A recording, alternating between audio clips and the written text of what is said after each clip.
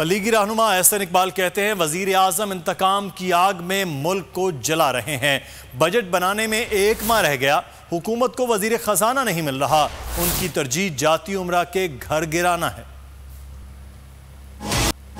मैं अपने मुखालफों को नहीं छोड़ूंगा, मैं इंतकाम लूंगा और मैं इस इंतकाम की आग में पाकिस्तान को जलाऊंगा। हमारी हुकूमत की तरजीहात क्या हैं कि जाती उमरा में शरीफ खानदान के जाती रिहाइश को मिस्मार किया जाए। वक्त आ गया है कि मुतालबा किया जाए कि सिलेक्टेड वजीर आजम का नफ्सियाती मुआयना कराया जाए। ये शख्स वजारत उज़्मा के मनसब के लिए फिट नहीं है। बजट बनाने में एक महीना रह गया उसके पेश होने में, तो हुकूमत को अभी तक वजीर खजाना नहीं मिल रहा। 3 वजीर खजाना बदले जा चुके हैं और चौथे की तलाश जारी है।